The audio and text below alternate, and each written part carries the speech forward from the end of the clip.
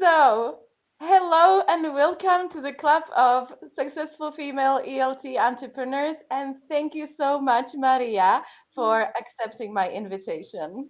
Oh, it's absolutely my pleasure. Thank you so much. I'm so happy to be here. I respect you as a professional, as a person so much. And I'm so happy that actually I'm able to do our live from my home city. It kind of feels so empowering.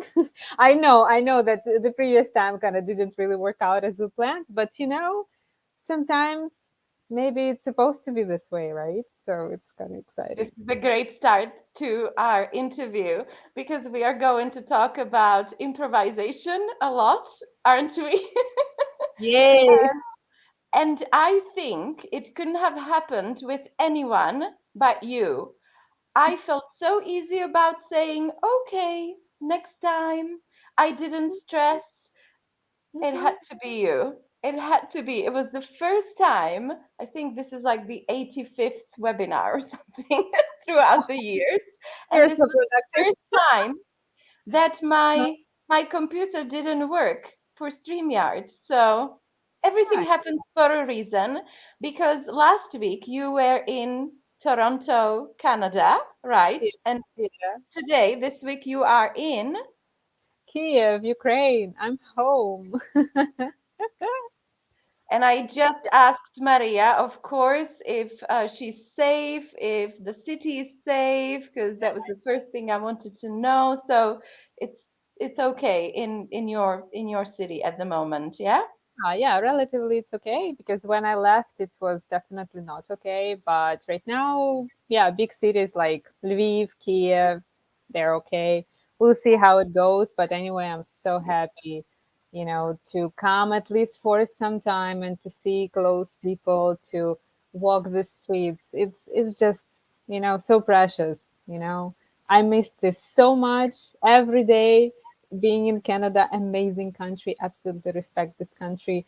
But I felt, this feeling as well. So I'm actually really, really happy that right now I'm able to, like be here and to have this interview with you. It feels really nice. I'm so happy for you. And we are now doing it not uh, transatlantic. We're doing it in Europe. We're doing it in Europe, girl. Yay. Great. There are already a few people watching us live, so I wanted to welcome you, ladies, as well to this webinar about reducing our lesson prep time, about teaching naturally, about preventing burnout. Maybe we'll talk about jazz music as well, minimalism, and lots of things. When I met Maria on LinkedIn, as usual, recently, I was immediately attracted to what she had to say, and I started digging in her work and I started watching her interviews. She's very famous on the British Council page on Facebook. Yeah, very, very popular. You've done some amazing webinars on their page, and Oh, also I on enjoy it so much. I enjoy them like a lot. me I'm too. planning kind of to come back because of all this traveling, big changes. Because it's a big change, so I was like a little bit off the radars, sort of, and I'm kind of coming back. Good, good. And then, of course, you are quite active on Instagram as well. So we started chatting. You did some other interviews there. I was like, that's my girl. I want to contact her. I want to talk to her. So we met about a month ago or 2 months ago, something like that. I even introduced you to my friend Anesh, who's also in our club. And you met in Toronto. I'm like, I know two people in Toronto now. They got to meet. Yeah, oh, it was amazing. Yeah, we met. I met his students, and I met like and we walked and stuff. Yeah, so And talked. he's excited about this interview. I told him about this interview, so hopefully he'll watch it and join possibly later on. Anyways, I'd like to introduce you a little bit more and talk about your work. So, your work is so dear to my heart because I feel like I always say about Anesh that I found a twin in Canada, a teaching twin, a professional twin, but he's a guy. So I So and then I found you also in Toronto, Canada, but now you're back to Europe, to Ukraine, and I think that's even better. Closer, closer. I'm moving closer to you. Yes. And when I read your book, I felt like I was reading my own story, mine own words. The way I teach is so similar. The way I think about freelancing and everything that we do in our lives basically is so similar. I love jazz music just like you do. So I just can't wait to pick your brain today and learn more even about your work. So let's do it. Absolutely. Yeah, I'm excited. Thank you so much. Thank you so much. And for reading the book and for all this. Yeah, I really feel that we're like dogmy soulmates. Oh, here it is. Yeah. Yeah, that's my book. I wrote it during the pandemic to share with teachers some of the tips, and how to, some practical tips, how to reduce preparation time and how to make classes effective and practical. So, and today I'll do my best, of course, to share some more. Yeah, great. And prevent burnout. So Yeah. that's what we are going to talk about as well.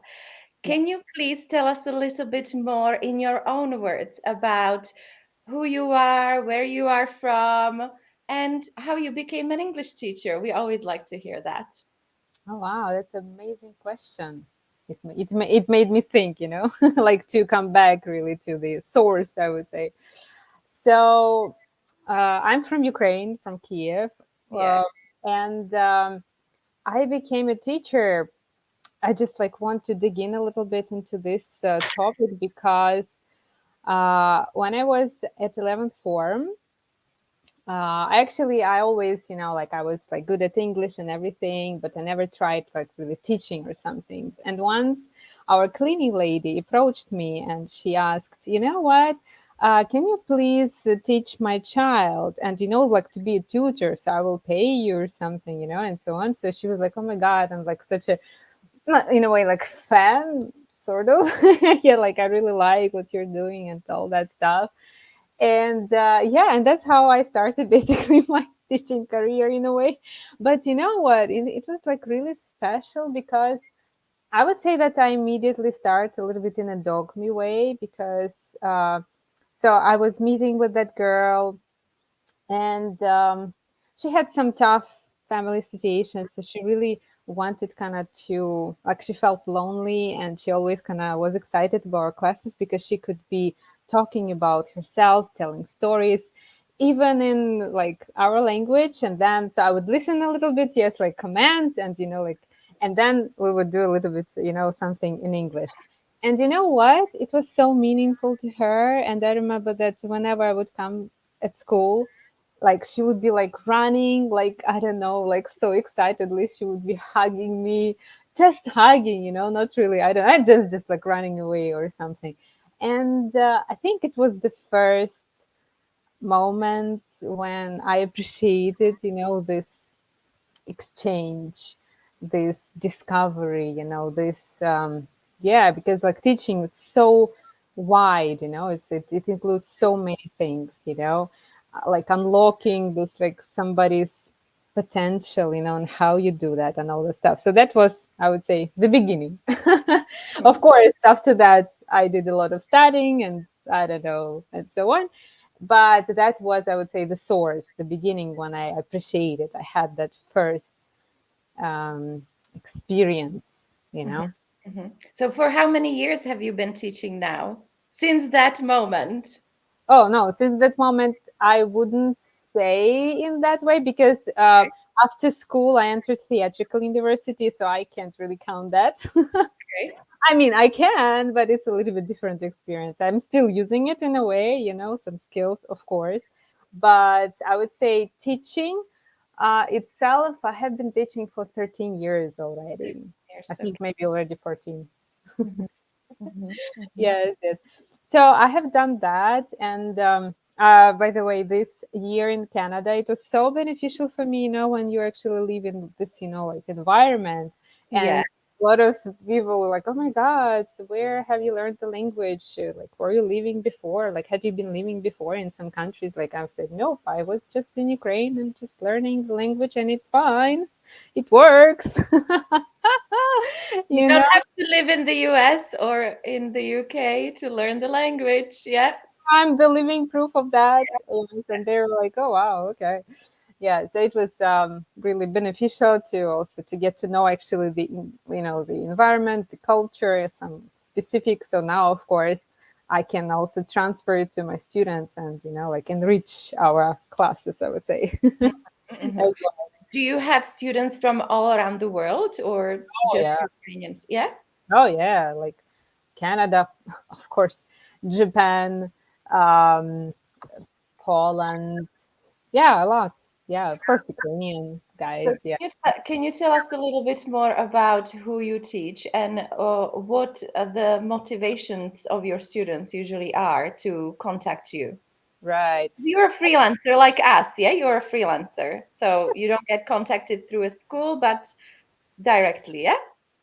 I would say right now I do half and half, Hmm. So I actually work for one language school that is in Germany. And yeah, they contact me and they give me like German students, which is Uh-huh. actually a very interesting experience because, first of all, this is business English. They are pretty much motivated. They need English for their work. I like that, so they're like, yeah, let's do this, and what is also interesting that they don't know my L1 like native language. I don't know there. I don't know German.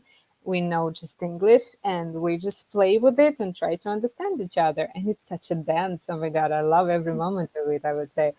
So this is like one part, and another part, of course, I have my students like as a freelancer, and yeah, they contact me directly and from like different countries. Yeah, and I have also classes with them, so it's quite exciting. And what do they usually ask for? Do they want conversation lessons or grammar lessons? What is their motivation to contact you? um I would say a lot of them need for work, Hmm. once again to be able to have a conversation, you know because even if they need it for some, I don't know, like IT area or some other marketing whatever area, but the core, because they know all this like specific terminology, of course, because they have been working there for quite a while, right? But they usually have trouble with conversation, you know Hmm. so yeah, so I think it's like everybody's situation. And I actually don't have many students who come to me and they just ask, okay, I need grammar, I need Yeah. English grammar. No, not anymore. I used to have like a lot of students, I just need grammar and that's it. Uh-huh. Just don't touch me in any other direction, which is curious because it used to be much more, and right Why, now what do you think changed? that's a good yeah, I don't know. That's a good moment. Maybe the world is changing. The Hmm. the speed is changing. You you really need something really practical. You take it, you use it immediately. It works, it doesn't work, you change something. I think this becomes, in a way kind of more practical. Hmm. People don't have, this like 12 years learning grammar, never really learned, so I think yeah, the pace of life and well, economical situation around the world is changing, you Hmm. know I really felt that in Canada, of course, and here, and like, I don't know, like in a lot of countries.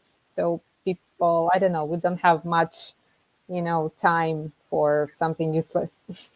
Exactly. I was just gonna say, like, people now really want to get to the point. They don't want to learn just for go into a course so that they can say to a friend or to a colleague at work, "Hey, I'm attending an English course," because that used to be a social status thing. Yeah. But Yeah. now, mm-mm, Mm. none of that anymore. We really need to learn how to speak, right? Yeah, yeah. Even if I want to do it like for myself, even in that case, it's pretty practical, you know. Okay, I want to read books, I want to traveling, this and that. So, yeah, it has become more practical, I would say. Hmm. And probably social media and Netflix and podcasts probably changed that a lot, and people traveling more, and yes, Hmm. so Yeah, many so many things happening where you don't just sit at home and surrounded by your own language. You're basically surrounded by English everywhere these days, right? that's so true. So yeah, we are more exposed, and I was really curious to work with teenagers. They have already such a high level of English, and they are like They so do. free, like making mistakes, whatever, just, okay, learning and keep going and so on. Because, adults from like those generations, our previous generations, they are a little bit more reluctant, to make a mistake or Yes, something. I know. We all know, I think. Yeah. Yeah, me too. I'm also, like tuk tuk tuk, knock knock knock. Mhm. Hello, perfectionism. But teenagers, they don't already have that. I love their energy. I don't have a lot of teenagers at the moment, but from time to time I do, and I enjoy it a lot. Yeah. Can you imagine? I know that about you, that you don't teach with course books, right? No, no. Can you imagine teaching with course books these days? For example, these teenagers or people that need it for business. Can you imagine using a course book like we used to many years ago? I can't. Yeah, me too. Me too. I mean, I used to use them, right? A lot, and I would say I kind of started in a more traditional way and stuff. Same, same.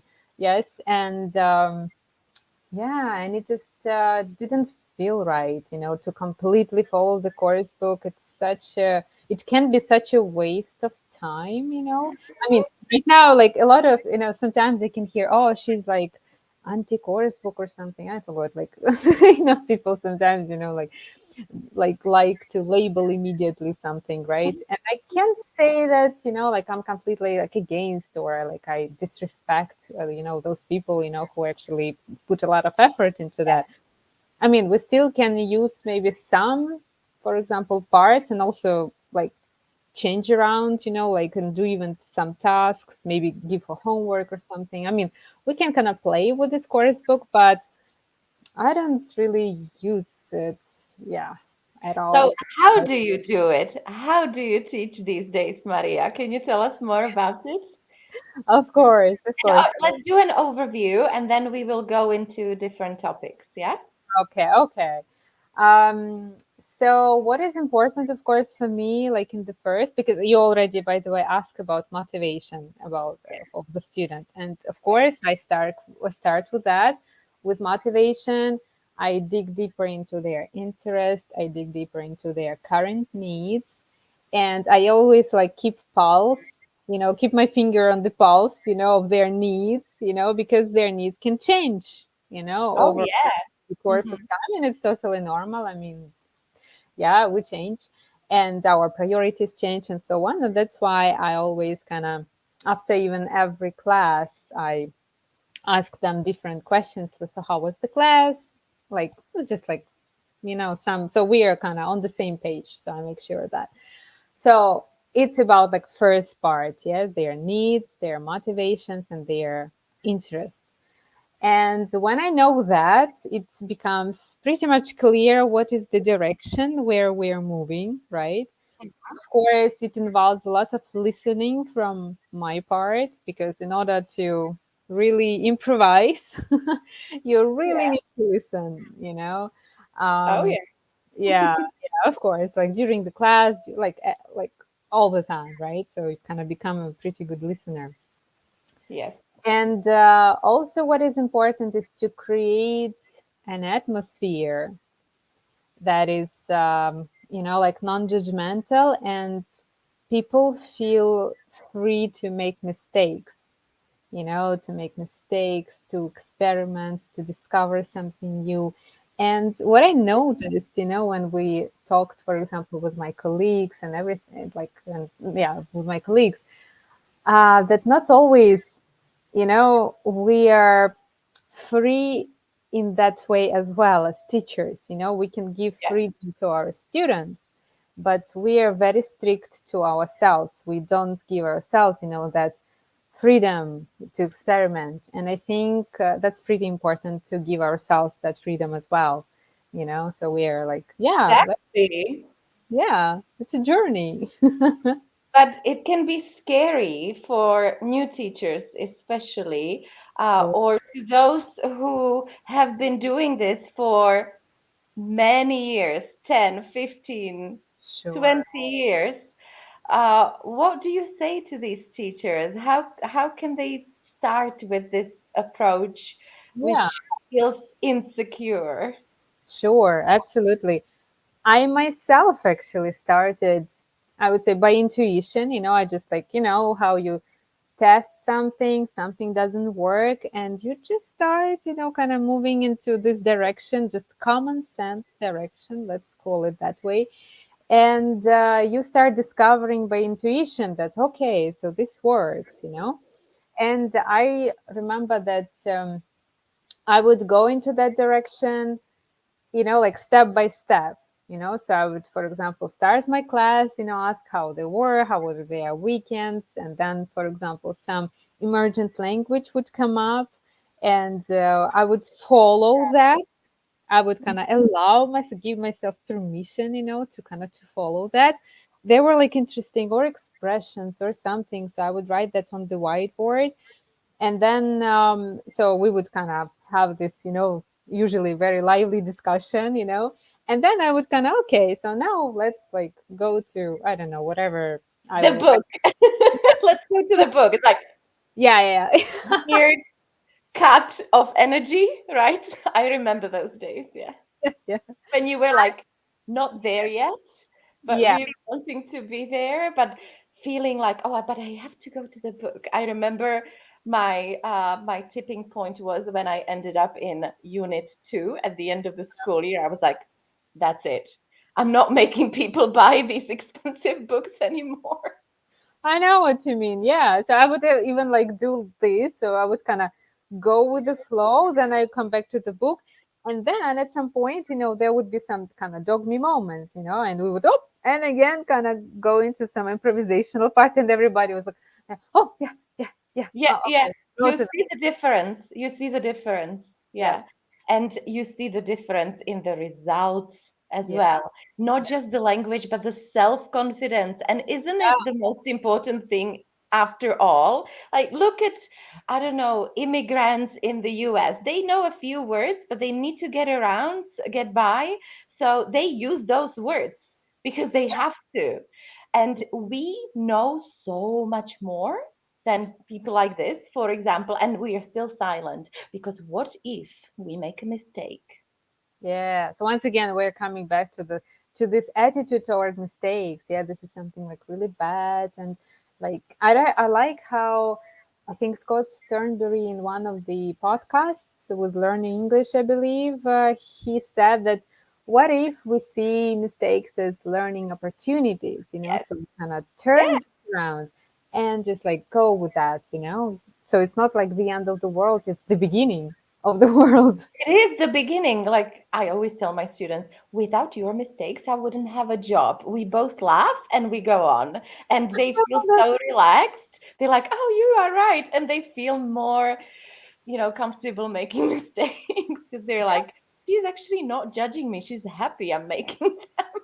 Yeah, yeah. I sometimes, tell them what like some really weird, stupid mistakes I made in some Yes, kind yes, of situation. Yeah, and it's helpful because they see you as a human who makes mistakes. It's like our human trait in a way, and it's yes. fine. It's how we learn. Or Yeah, saying I don't know. When they yeah, ask me something I don't know, I just am quite comfortable with saying I don't know, but I remember the days when I was like, oh, I am the teacher. yeah, I I am supposed to know. So there yeah. were all these techniques how to distract the student. Like, okay, maybe we can talk about it after the lesson. Come to to my room after the lesson, things like that. Yeah. But now I just say I don't know. And I make a big deal out of it. And I say, see, see what I just did? I said, I don't know. Who am I? I am your English teacher. And I said, I don't know. And I go, oh, you did. Wow. Okay. So they also don't have to know everything. So, see, Yeah. I'm an English teacher and I don't know it because I just don't know everything off the top of my head. Let's look for it together. Let's Yeah. find out together. And they're like, no, no, no, I'm gonna find out. So I don't work and they do. Of course. Yeah, that's a good strategy. I love Oh, that. look who's here, look who's here, look who's here. Anish is here. So basic humans. Yay! Hi, Anish. Hello to Toronto. Look, with your friend Maria and my friend now. Yeah, she was my friend first. But I never met you in person. He did. You met up in Toronto. Yeah. Anyway, anyways, let's go back to things that you mentioned because I suppose some teachers are not familiar with dogme ELT and with emergent language. You said, what are these two things, and can you tell us more about it, please? Of course. So, Dokmi LT is such an approach, and I would say it's more even like a mindset, the Mhm. way of thinking of a teacher. And of course, the core of this Dogme ELT approach or teaching unplugged, that's another way of Yes, describing this yeah, approach, is like the ability of a teacher to work with this emergent language. You can say also it's a spontaneous language, right? Because in most cases, um, we did all this like lesson plans, for example. Yes, something like pre-planned. Yes, we have like all our structure. I remember during Celta, we would even write the aim of the class, yes, like the students will have, I don't know, learned about, I don't know, superlative and comparatives. Yeah, and so basically we decide for our students everything. We decide, not they yes, decide, we decide. yes, yes, We have like a lot of kind of control and power.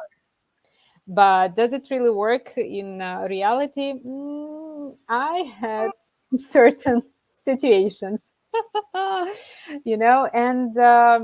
when we kind of let go of this rigid control, because of course it kind of gives you some safety and security, but if we kind of let go and step into the unknown, and we have some understanding where, for example, we want to move our class, and then we start our class and we start this conversation, right? And we see the needs of our students, so they start speaking, and we notice the gaps of their knowledge.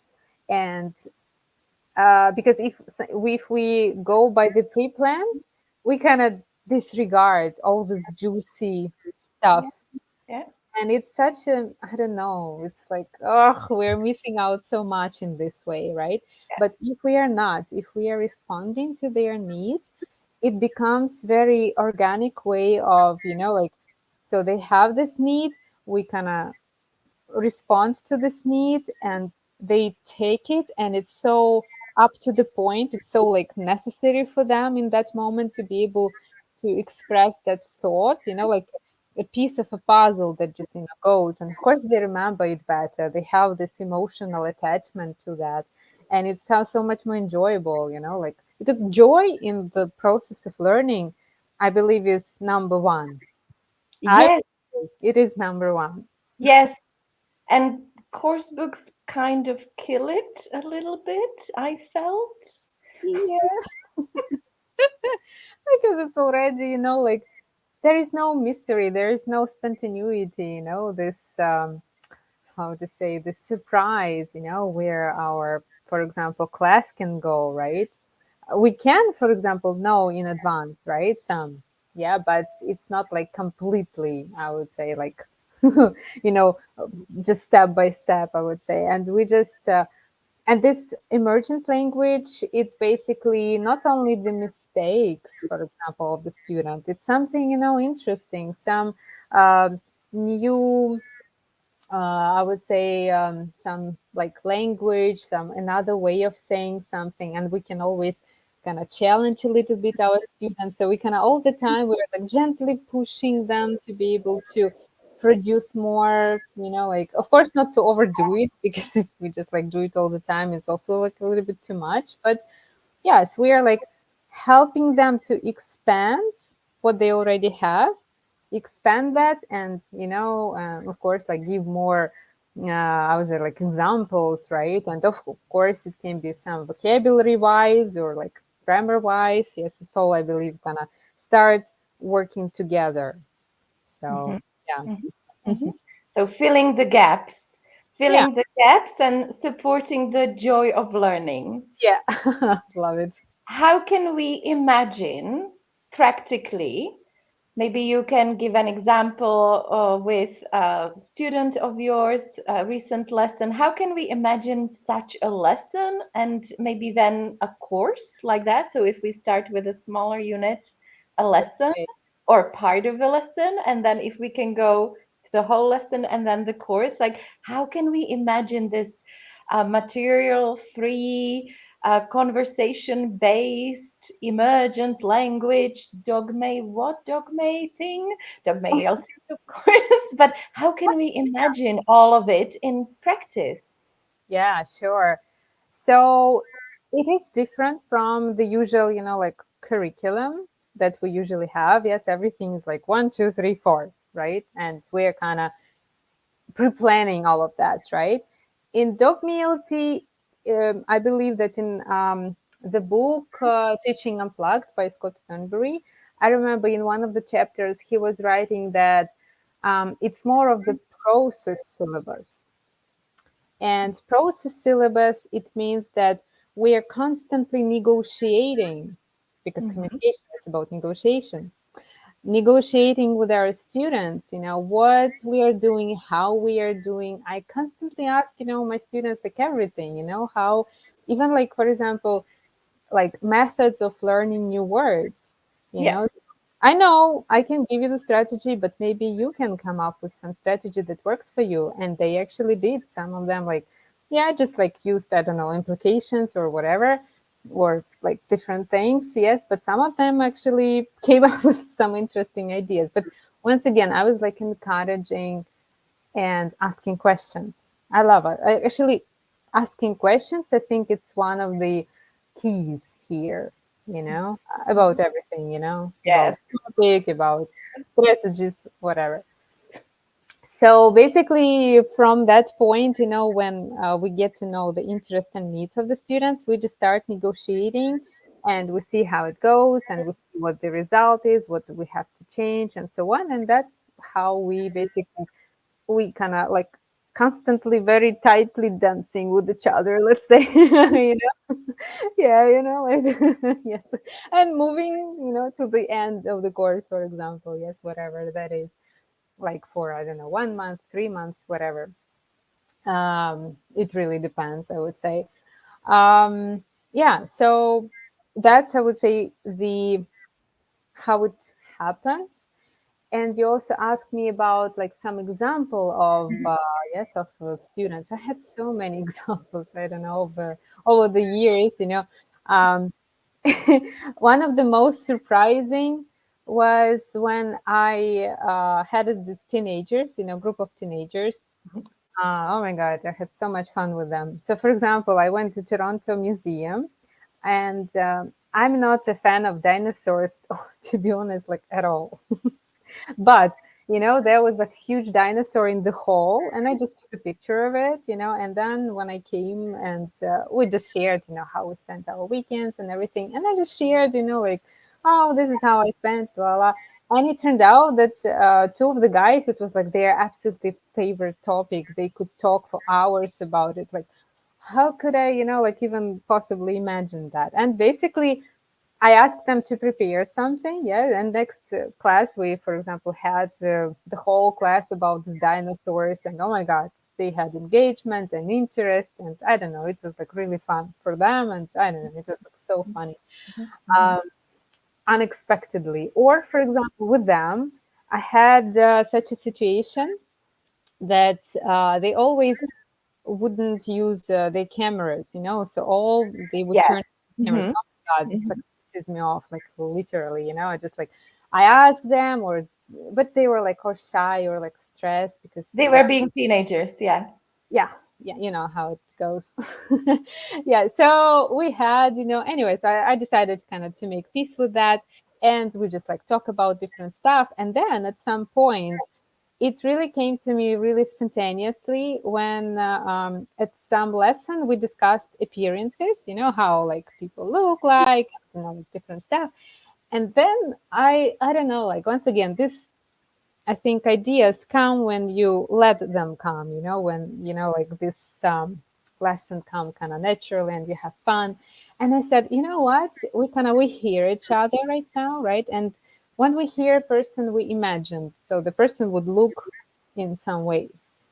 And let's right now try to describe, so we know right now some, I don't know, new vocabulary, whatever. So let's try to describe each other how we think, like you look like. Oh my God, it was so much fun. Yeah, and then I asked them, okay, so can you To turn on the turn on the camera. that was my trick actually, yeah, because I really wanted to see them and turn on the camera, but how to make them do that in a enjoyable way. So that's how. And I remember, yeah, and oh my God, we had so much fun and laughed so hard because what they imagined and how they looked like were so different. Like, oh, okay, I thought you were like really tall and and so on. So yeah, it was really cool. Yeah. And how long was this course? I think we had like 3 courses with them. Huh? Okay. Every course it's like 2 months or Mhm. something. So we had like 6 months. Yeah, I think. Mhm. Yeah. How long do you usually work with students? It really depends. It really depends because so it can be like 2 months, it can be 4 months, it can be half a year, it can be like 2 years. So Mhm. yeah, it really depends. What Yeah. about some examples with adult learners who are learning for business? Because I suppose you have very different situations and issues there. How does that work with them, this dogme approach? This, It's yeah, works really nicely. For example, it can be completely different topics, right? So like IT, marketing, and stuff. And I usually ask, so like, I really need to get to the point, like, with whom do they need to talk? What exactly they need to solve? What kind of problem, and so on. And when I kind of also like understand, so when they tell me properly, I also ask them to for example, like so because I want to do some role play with them, but Mhm. I don't need to search for the material on the internet or something like that. I ask them to write, those dialogues, those situations, for example, yes, it's just like Yeah, one of the tasks. And then, of course, as they write, I see also the gaps. Yeah, we discuss these gaps, like grammar wise, yeah, yeah, vocabulary, yeah, and then we play this out. So you would like to be able to speak with the customer and to be able to, I don't know, say everything that you need to say as a manager. Yes. yeah, And we yeah, just do that. And of course, I can be a nasty customer and I can ask yeah, really nasty questions, for example, because customers can be different. So we kind of improvise and they like this moment of improvisation because I think Dogme ELT and this style, because of this continuity, it prepares students for real life. Because yeah. how do you, I don't know, like if you do everything by the book, you're It's lost. not life. Life Yeah, is not like a book. Yeah, it's not. yeah, Yes. yeah, linear, right? So we tend all the time, so everything kind of should be under the control. Everything should be linear, but nothing in life almost It's is. linear. Yeah, Nothing is linear. Everything's organic. Yeah. Yeah, And messy. messy. Yeah, Messy. We both said the word messy. Yes. Like jazz. yeah, Like jazz. It does sound a lot like jazz. Because yeah, jazz is messy. It's definitely improvised a lot of the time. Yeah. yeah, It yeah, can get, absolutely. Yeah. it's very often not planned. Of Hmm. course, jazz classics, but we're talking about the Hmm. improvised jazz, right? Yeah, absolutely.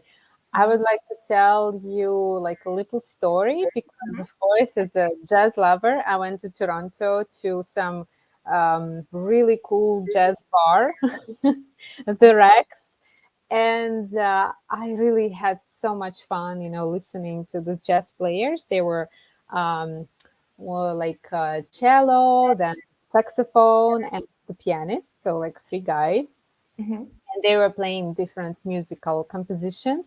And I really was paying attention how they were, like interacting with each other. It was like such an amazing communication.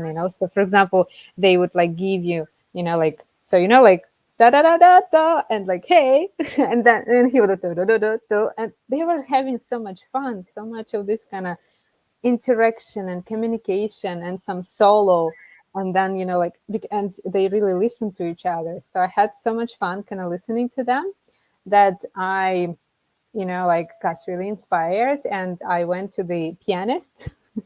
You did. You Yes, did. of course I did, come on. Yeah, we're still friends actually. Great. Yeah. And I came to him and I said, you know what? I'm an English teacher, and I'm interested in improvisation. Actually, I'm always preparing a talk for British Council, so I was like exploring all possible dimensions of improvisation. Mhm. And I just asked, how, I mean, what's your experience of that? How do you do that? And it was quite amazing because, he said that, well, everything what I've just told you, right? So they kind of communicate, they will listen to each other. And also, he's mentioned that they kind of read like the body language, and like by my body language, he told me so many things that actually is true. I was like, oh my God, psychic. Like everybody has a rhythm, and yeah, he like, and by that, you can kind of also kind of understand, like the person's character and so on. So I don't know, he was like into psychology and Mhm. meditation and stuff. Yes, So yes, I was like, oh yes, my, yes. yeah, it was very interesting. And that in improvisation. Oh, by the way, I have a book from a musician. Uh-huh. Replay improvisation in life and art. Love the book. Mm-hmm. Mm-hmm. And I would love to read one quote. Okay, Please. about Yes, improvisation. Mhm. please. So, improvisation is not breaking with forms and limitations just to be free. You know how sometimes people, oh, it's just like breaking all the rules and that's it. No. But using them as the very means of transcending ourselves. If form is mechanically applied, that's what I felt when I was, like teaching by the course The book. rules, yeah. Yeah, rules, course book, like mechanically, Well, it may indeed result in work that is conventional, and so on. But Mhm. form, used well, can become the very vehicle of freedom, of discovering the creative surprises that liberate mind at play. I kind of like that. So, You like quotes. I know that every chapter in your book starts with a quote. yeah, there are like amazing people who are like writing all these amazing ideas. Mm-hmm. Mm-hmm. Yeah, yeah. And I also want to share something that it was like a discovery for me in a way, like just before coming here to Ukraine, my sister she made a present for me, and we went to the Niagara Falls. Yeah, And yeah, yeah. yeah, it's like oh my god, it was Your so good. sister lives in Canada. We should say that. Yeah, Yeah, okay. yeah. Oh, sorry, yeah, yeah. Needed to clarify that. So she lives in Canada and in Toronto, where actually I live with her. So we went to this Niagara Falls. Of course, it's just amazing beauty, and it's huge, especially the Canadian side, because like from Canada, it's like the most side. It's like a semicircle of Okay. a lot of water. Like it's just amazing, and just like a little bit from the American side. Well, yeah. So yeah. They have a lot of jokes about it, but I bet. So and next to this Niagara Falls, there is a power plant, Hmm. hydroelectric power plant, that was basically designed by Tesla, Nikola Tesla. Hmm. This is like amazing, like a brilliant engineer who basically discovered alternating currents that we are using right now for the electricity, because it can, like be transmitted to really huge distances. And when we came there, it was like a lot of different, like information and so on. And it made me think, because, Niagara Falls, it's a lot of power, like I don't know, just enormous um, amount of water, and to be able to control that water, it's not that easy, because basically when these power plants, so people are trying to kind of harness that power, yeah, so that's the word for this kind of power.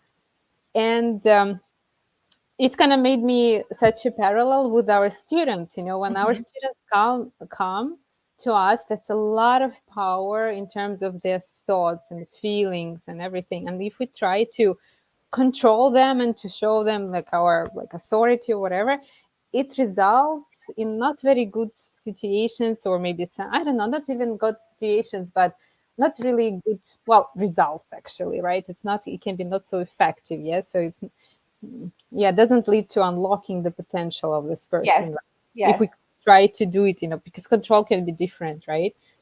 But this guy Tesla, he managed to harness this huge amount of power by directing it, where he wanted it, right? Not like, like with power, kind of, oh, now I will be like, kind of dominating power. Yeah. Yeah. But Yeah. he was able kind of to work with this power, like organically, and move it, kind of direct it right toward this power plant. And of course, with all this, oh my God, mechanics, which is like absolutely amazing. Um, and kind of use this power, yes, and kind of work with this power together and create electricity. I mean, how amazing is that? And that's the metaphor for me. We work with our students, Beautiful. because when we just transfer the knowledge, it's like we just like chew, and then we kind of put like this chewed material into their mouth. It's like, you know but when we work with this power, we respect our students, what they already have, and we build on that, and we work together, and we negotiate. We ask our students, they are like full participants of this process. We are able to create electricity of the knowledge. This is why I love this woman. Do you see that now? Amazing. Thank you. I think I still have it on my LinkedIn cover photo. The word, and for a very long time on my Facebook, I had this word empower, that I love to empower other women through language education. And you bring electricity and Nikola Tesla. I love this guy. He's Fantastic. yeah. So, my dear friend, Yeah. if we can get into some details about reducing our lesson prep time, how can we go about it? Not from the mindset point of view, because I think that's clear by now. And many of us are big fans of language coaching here. I see you are a language coach as well, asking lots of questions and looking for the electricity in the student, unlocking their potential, and yeah, gently guiding them, gently directing them to where they want to be, and bringing the joy there. Now, how can we imagine Mm-hmm. doing this with no materials? Mm-hmm. How is that? Or you work with no materials, I suppose, or how does that work? Yeah, mostly. So No basically, prep time. What does that mean? No prep time. No lesson prep time. right, right. So first, right, when I meet with a student, right, I get to know this, like what he or she needs, right? And then, as I told you, like with my business student, right? So I kind of delegate a lot of things to them. For example, I'm not searching for this like dialects or whatever that is, yes, but I ask them, what if you write, yes, everything that happens at work, and then I give my feedback um, like before, right? And then during the class, we're playing, we're moving into this like moments, right? This like language moments, and we discuss them, right? And then based on that, so I don't pre-prepare that. Yes, we do Yes, it right here, right now, right? So we yes, move into this moment, right? And then as a homework, of course, the homework corresponds to what we yes, have found, right? So it is about this. And as for my next classes, I already see, okay, so this person is struggling with one, two, three. We mm, worked with one, and next time we will work with two, we will work with three. So I have already, it's like yeah, back end planning or something. yeah, yeah, Yeah, yeah. No, it is. Yeah, yeah, that's the word, right? So it's like vice versa. So I'm like planning for the next time. But even in the case that I can be planning to work, for example, on the second point, right? And the person comes and he or she has some emergent need, that kind of the priority is much higher. That's what I planned. That happens too. And I'm okay to be flexible because this approach, it requires a certain level of flexibility that flexibility. Yes.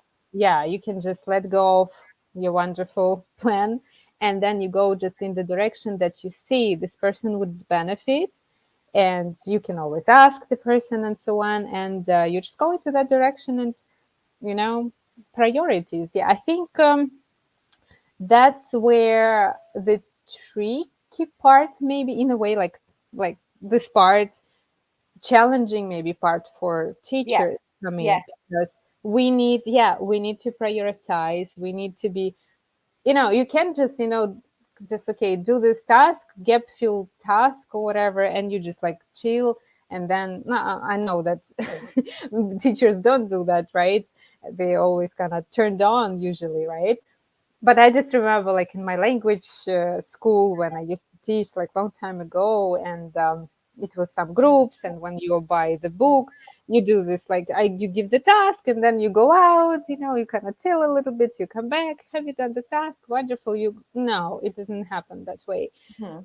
Because you need to be kind of to be turned on and like responsive, well, basically all the time. Yep. I I don't feel that, and like really present, not in your thoughts about I don't know, like what you're going to eat for dinner or something, but like really present with the students. And I don't know, I feel that it doesn't require much of my energy or something. I mean, it requires, of course, but it's so organic and it's so enjoyable that I kind of don't feel that it's like such a, I don't know, like burden or something. Yeah. It's more, the energy is more about, for me, holding space. I call it holding space Yeah, I for love that it. 1 hour. And whatever happens in that space, I am there to support it, to Yeah. clarify, to answer, to explain, to be there, to be excited together about some accomplishments, to support, just holding space. And as you say, it doesn't burn you out like before. You experienced a burnout, right? Can you tell us about it a little bit more? Yeah, sure. Well, basically, why it happened. So I had these groups of students, and I also had done CELTA already before that, and not only CELTA. I had done like so many different um, like training for teachers, and but like the problem was not there. The problem was that it was like so much of the material, so much of the Yes, overload of information, and yes, kind of dumping into students. So you could yes. have indigestion from all this stuff. Okay. And yeah, and I kind of felt Completely. that, yeah, so I kind of started to feel disconnection from my students more and more, and I couldn't kind of understand how to relate to them better. I tried Yeah, to personalize, but still, I mean, I needed to follow those course books and curriculum, and it was just kind of tearing me apart in a way, what I wanted to do and what I had to do. And at some point I just had that situation, burnout, when I just had to stop, or I would mm-hmm, just mm-hmm, I started to even think about like changing my profession and stuff, because mm-hmm. it just doesn't work. And yeah, it didn't, I mean, it didn't work. Yeah. And I think the last point and the last moment for me was that there was a teacher in the class, in the teacher's room, and I came there, and she was like, like with this kind of position, like desperate position. And she was like, you know what? I feel like a machine. I just like go in a circle. I prepare for these classes. I have these classes. I hate it. I kind of go back home. I prepare for the classes. So it's just like a loop that never Yeah, ends. yeah, I don't have weekends. I have nothing. I yeah. don't have life. And and there is no way out. And that was, I think, the phrase that really made me angry. And kind of, but when you have this anger, you also have this power of action, so you kind Yes, of need to do to change something. things, to Yeah, change things. yeah, I was like Mhm. furious, I would say, at that moment. And not at her, Yeah, yeah, sure. system, at my situation. I understood that, oh my God, I'm in this situation. Oh my God, I actually have burnout. You don't actually can be you can't always even understand that you are in this Yeah, situation. yeah. um, so yeah, I think that was the point when I made a decision, but because I once read another wonderful quote. I don't remember it word by word, but the meaning was that enough is a decision and not an amount. Say it again. uh, Enough is a decision and not an amount, right? And So this that's is my why cultivating an attitude of being enough is the first step in your sixth step to overcoming preparation, right? Yep, yep. Over preparation, sorry, over not overcoming preparation, over preparation. Sorry. Six steps to stop over preparing. And the first point there is cultivate an attitude, or the first step is cultivate an attitude of being enough. Can you tell us a little bit more about being enough, please? Of I course. think it's never enough to hear about being enough. Oh, that is so true. I still, sometimes kind of have like feel that, but I think once again, it's about your decision, and we always keep learning. It's like it's never-ending process as teachers, as professionals, as people.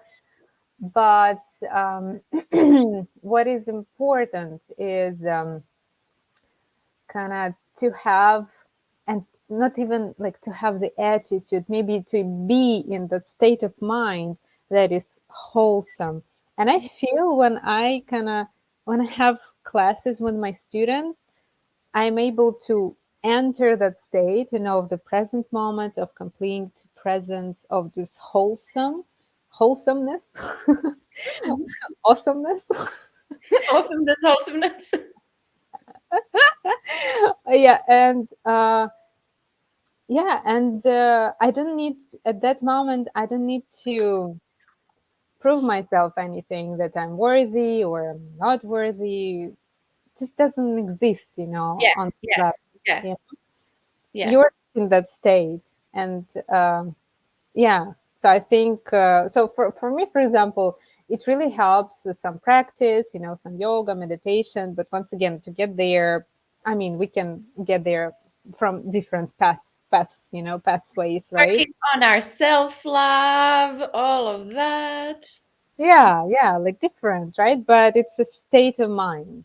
Yes, yes, Mhm. yes. So it goes deeper. It goes deeper than just teaching, right? Oh yeah. Oh, I want to point out another step of the 6 steps here to stop over preparing, and that is connected to your love for minimalism.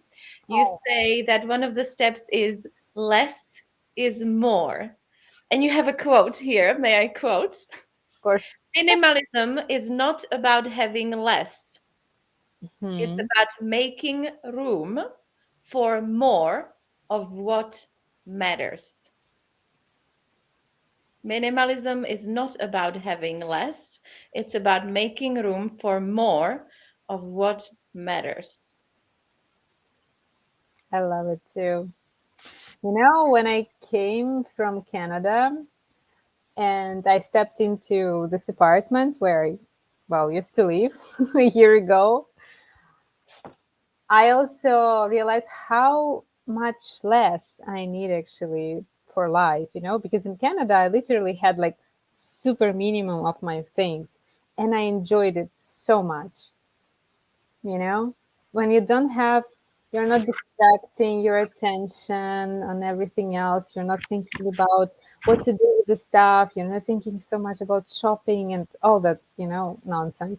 Yeah, you're concentrated, you're more focused. So I'm kind of creating a parallel, of course, with with the teaching, right?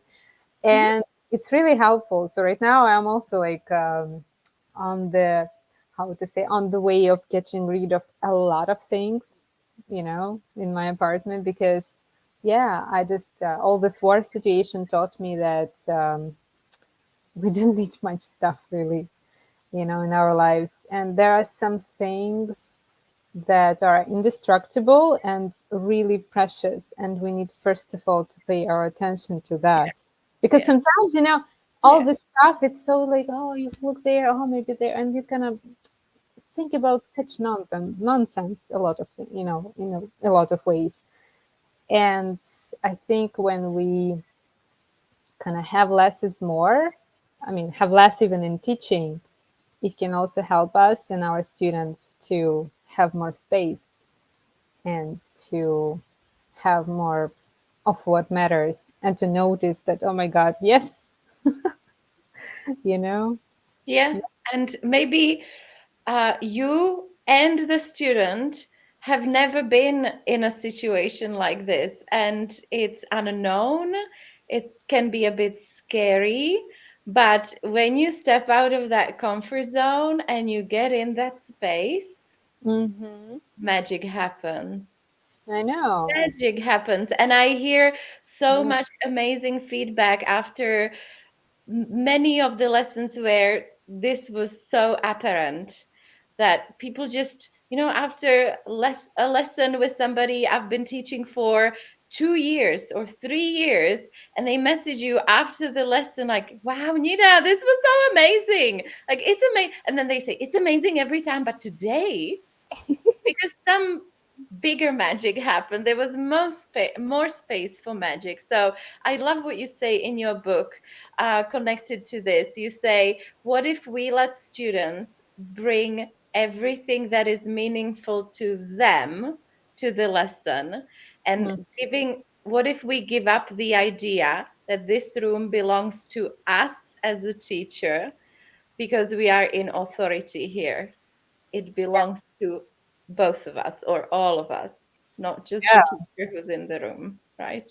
yeah, because we stop predetermining everything, right? We give our students the voice, right? So they can speak up and say whatever they want or they don't want, or yeah, they like and what matters to them, right? Mhm, So, yeah, mhm, yeah, sure.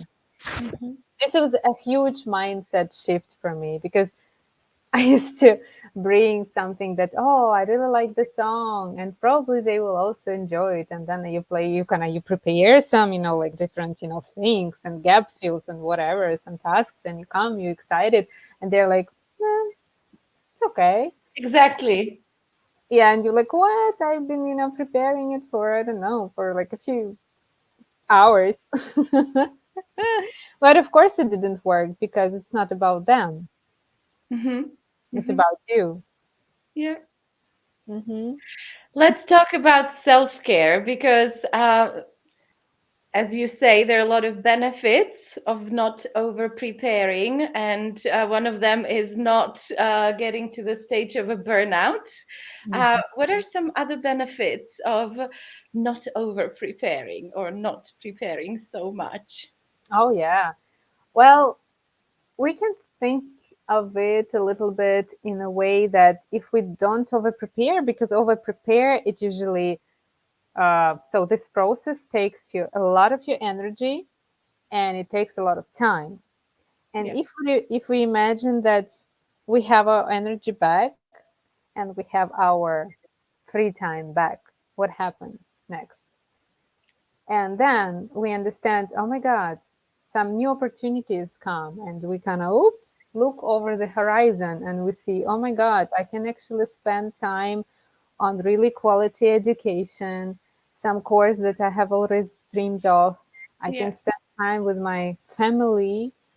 I can do like anything that matters to me and nurtures me, and it can be also benefit and have a rest, which is not something that we deserve. It's just a part of the, I don't know, life of our profession, right? To have a good rest, because only in that way we can actually give some quality education, right? Because if we don't have that,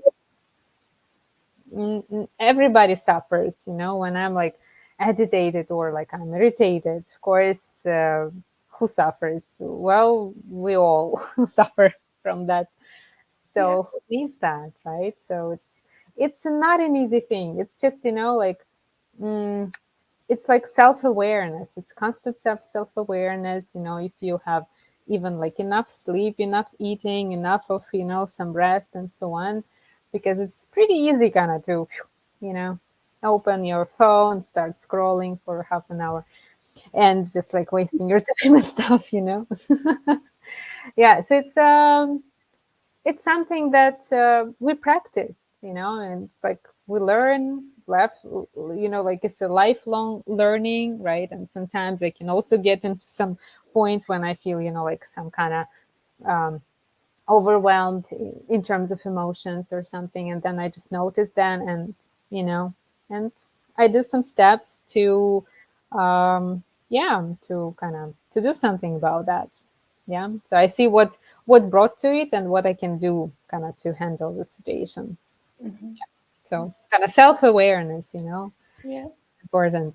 Hmm. Mhm, mhm, mhm. Good for self-care.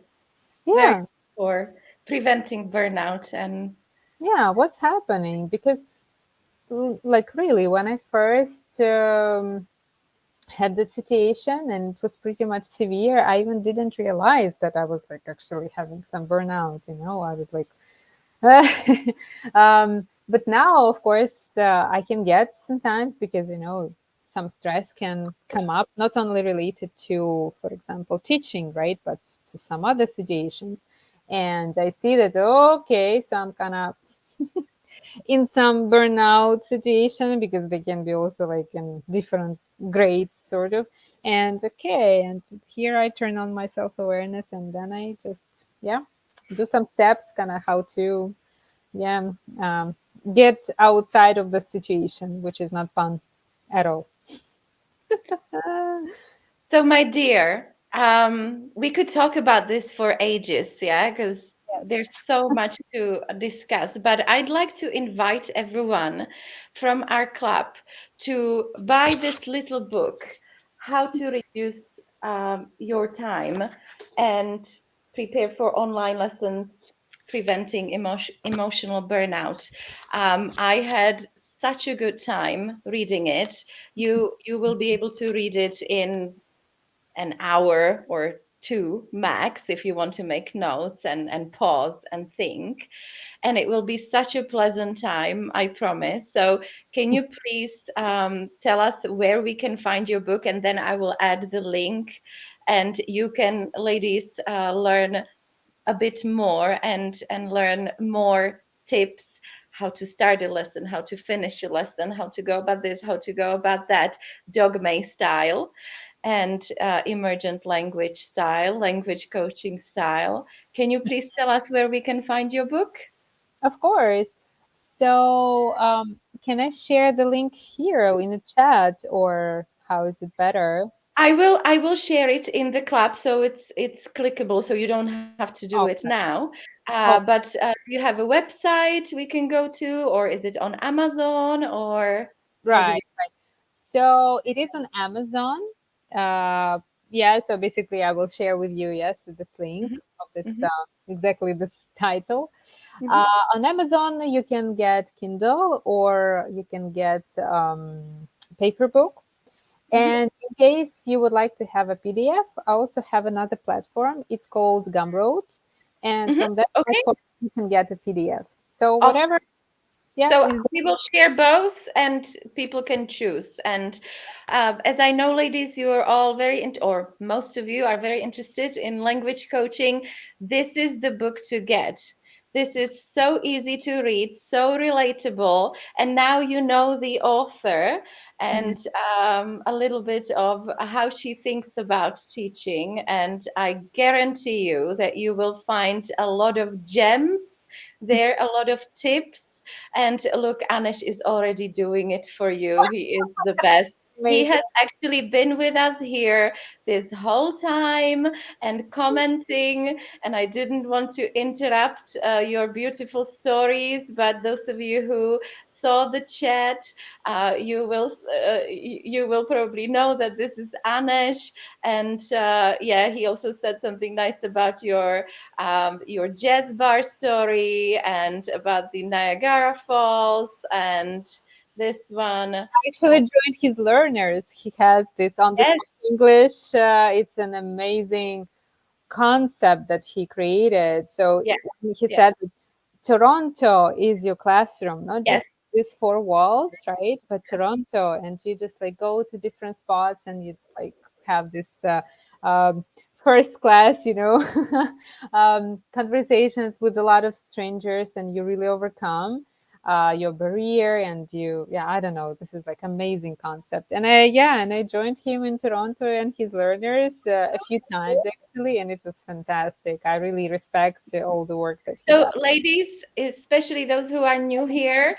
we also did a webinar with Anesh, and he was showing us and telling us a lot about how he uses the city as his classroom, and he's now spreading it all around the world. So, if you're interested in how you can use it, if anyone's still teaching offline, how you can use your city as a classroom, and we don't have to live in an English speaking country, right, Anesh? And we can have so much fun with it. So, yeah, we're all building this beautiful community of language coaches who prefer focusing on the client rather than on the book, and on the results rather than on gap filled exercises just so that they are ticked. And I love building this community with all you guys here. It's just warms my heart so What much. matters, right? Yeah, So much love, my dear friend, to Kiev. much. Thank you. Thank you so much for sharing all that with us, your energy, your beautiful stories, your love for music, and the visualization of everything that you told us about. That always really helps. So thank you for that. Thank you for being such an amazing colleague, and I cannot wait for meeting you one day in person because I think that's going to be very special. Yes, and I'm pretty sure that it's gonna be one day. Hope really soon. Very, I think so too. Thank you so much. Thank And I wish you all the best. And ladies, Maria is with us in the group right now, as always, with everybody who does webinars here with us. Let's all meet in Toronto. Anesh says, no, Brno, or you at some point. or But it Kiev. was like super Yes. safe, you know. Yes, yes. I've already promised to go to Chernivtsi to a teacher who's coming to the festival, so I definitely Not will really not far. stay just there. Yes. So let's meet in Toronto as well. Of course, I'm planning that for next year, actually.